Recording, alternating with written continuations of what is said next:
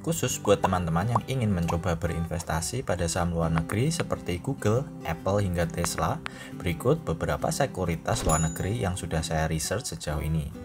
Beberapa broker ada yang diblok pemerintah karena alasannya tidak jelas, jadi teman-teman harus menggunakan VPN. Oke, kita mulai saja. DriveWealth adalah broker luar negeri pertama yang saya review di channel ini. DriveWealth berdomisili di US dan Kanada. Ini adalah fintech yang memungkinkan klien internasional berinvestasi pada saham-saham yang diperdagangkan di New York Stock Exchange hingga Nasdaq. Saat ini DriveWealth berada di balik layar sebagai penyedia layanan broker kepada broker-broker sejenis. Salah satu layanan yang bisa teman-teman gunakan adalah Beanstalk yang bisa didownload di App Store dan Google Play. Kelebihan DriveWealth adalah kita bisa membeli saham dengan sistem fraksional, tidak perlu 100 lembar seperti di Indonesia. Dengan sistem fraksional ini, maka kita bisa menerapkan nabung saham dengan nominal yang bisa disesuaikan dengan dana kita. Cara pendaftaran aplikasi juga cukup mudah, tinggal sediakan KTP dan bukti alamat tinggal. Kekurangan DriveWealth ada beberapa macam. Mereka mengenakan fee transaksi sebesar $2,99 untuk 1 lembar ke atas dan $0,99 jika di bawah 1 lembar. Jika dana teman-teman tidak banyak-banyak amat, maka fee ini akan cukup membebani. Biaya lain adalah biaya deposit menggunakan kartu kredit yang sebesar 3%. Jika teman-teman menggunakan wire transfer, maka fee tergantung dari bank yang digunakan. Biaya withdraw juga sangat mahal, sekitar $35. Sekali lagi, biaya-biaya yang tinggi ini mungkin bagi beberapa orang tidak akan sesuai. DriveWealth juga belum mendukung dividend reinvestment plan. eToro baru saja saya review tahun ini. eToro adalah broker trading yang sudah berdiri sejak 2007. Saat ini keunggulan yang mereka tawarkan adalah copy trade dan copy portfolio, di mana teman-teman bisa mengcopy trader-trader lain yang portfolionya bagus.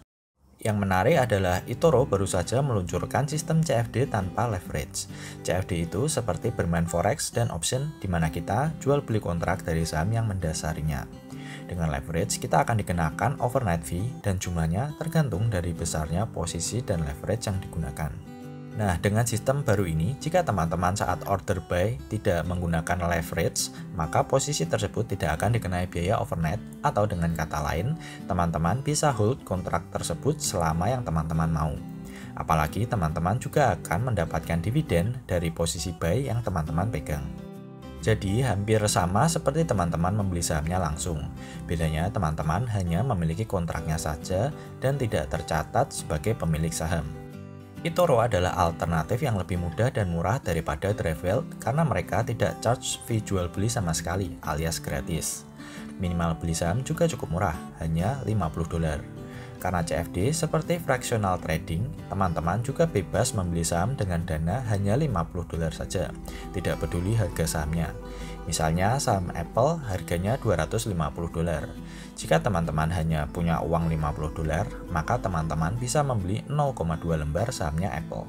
Yang membuat saya tertarik mencoba eToro adalah karena menggunakan CFD, mereka memiliki instrumen yang sangat luas dari komoditas seperti emas, cryptocurrency, ETF, hingga saham-saham global seperti Samsung, Xiaomi, atau Saudi Aramco. Platform eToro juga memudahkan kita untuk memilih ingin investasi atau trading dengan menggunakan atau tidak menggunakan leverage. Kelebihan eToro lainnya adalah kemudahan melakukan deposit dan withdraw.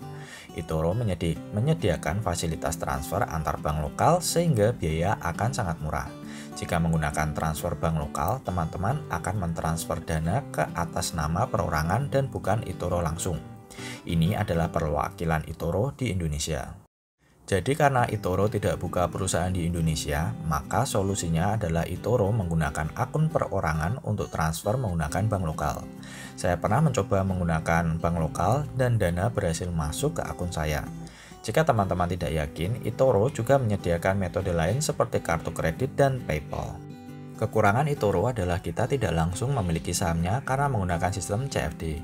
Walaupun begitu, teman-teman tunggu saja karena berdasarkan informasi dari customer service-nya, eToro akan meluncurkan produk saham realnya di sekitar Mei ini. Saat ini eToro berada di bawah regulasi SISEC, FCA, dan ASIC. Teman-teman trader forex pasti sudah tahu regulasi ini. Walaupun begitu, akan lebih baik jika setelah produk real sahamnya tersedia, eToro juga berada di bawah regulasi badan investasi seperti SIPC seperti di DriveWealth. Dengan hold posisi beli, maka kita juga berhak mendapatkan dividen jika sahamnya bagi dividen.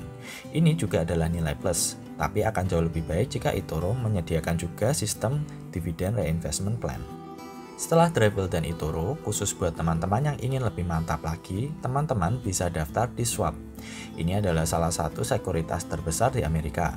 Platform dan tools yang mereka berikan kepada para kliennya sangat memuaskan. Mereka juga menawarkan sistem DRIP atau Dividend Reinvestment Plan. Jadi dividen yang teman-teman terima akan langsung dikonversikan untuk membeli sahamnya kembali. Kekurangan dari Swap saat ini adalah mereka tidak mendukung sistem fraksional. Artinya minimal beli adalah 1 lembar. Kabar baiknya saat video ini dibuat, Swap akan mendukung sistem fraksional. Mereka menyebutnya dengan stock slices di mana teman-teman bisa memiliki saham-saham yang khusus di S&P 500 dengan minimal hanya $5. Kekurangan lain dari Swap adalah biaya yang cukup mahal. Misalnya minimal deposit awal adalah $25.000. Cara deposit saat ini hanya menggunakan wire transfer dan biaya withdraw yang mahal sebesar $35. Cara pendaftaran juga cukup rumit, terutama bagi pemula. Jika teman-teman memiliki dana yang cukup, saya bisa merekomendasikan broker ini. Interactive Brokers adalah sekuritas Amerika yang hampir sempurna. Broker ini memiliki fee jual beli yang sangat rendah, bisa fraksional, ada fasilitas dividend reinvestment plan, dan tidak ada minimal deposit awal. Sayang, Interactive Brokers charge biaya bulanan untuk klien dari Indonesia. Sebenarnya ada 2 tipe akun yang bisa teman-teman pilih, akun Lite dan akun Pro. Akun Lite tidak ada biaya bulanan. Akun Pro kena biaya bulanan $10 per bulan. Sayangnya, akun Lite tidak menerima klien dari Indonesia, maka jika kita daftar, kita akan otomatis menjadi akun Pro. Biaya bulanan $10 untuk akun Pro mungkin tidak akan menjadi masalah jika teman-teman merupakan active trader, karena $10 tadi bisa dikurangi fee jual beli baik itu di saham, forex, option maupun komoditas. Saya sudah coba daftar, tapi saya tidak bisa switch ke akun Lite. Padahal jika Interactive Brokers tidak charge biaya bulanan, broker ini bisa menjadi pilihan utama buat teman-teman. Saat ini Interactive Brokers lebih cocok bagi mereka yang ingin trading forex, option, dan sebagainya. Broker selanjutnya juga nyaris sempurna. First Trade, ini adalah salah satu broker terlama di Amerika. First Trade sudah berdiri sejak 1985.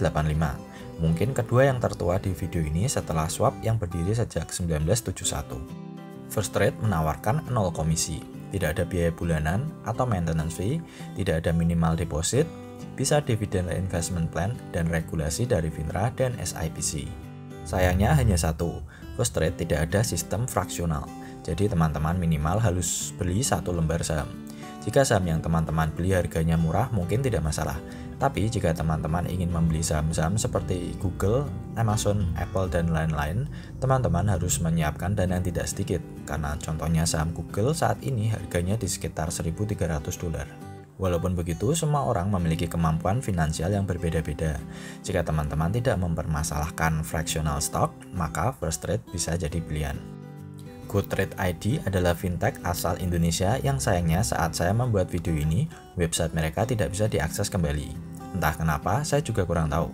Mungkin mereka masih menyempurnakan internal dan perizinan karena broker atau fintech ini memang belum resmi launching. GoTrade dalam websitenya memiliki konsep di mana kita bisa membeli saham-saham luar negeri seperti Google, Apple, hingga Starbucks dengan minimal beli Rp15.000 saja, atau bisa dibilang fraksional. Saya juga sudah mendaftar waitlistnya dan menunggu kapan broker ini mulai launching. Tapi sudah berbulan-bulan tidak ada kejelasan dan malah sekarang websitenya tidak bisa dibuka. Walaupun begitu, broker ini patut ditunggu kehadirannya di Indonesia dan bisa jadi broker lokal pertama yang bisa memfasilitasi kita untuk membeli saham-saham luar negeri. Nah, itu tadi beberapa broker yang bisa teman-teman jadikan referensi jika teman-teman tertarik untuk berinvestasi pada saham-saham luar negeri. Kesimpulannya, untuk tujuan investasi jangka panjang, jika teman-teman ingin broker yang mudah, simple, affordable, teman-teman bisa coba eToro.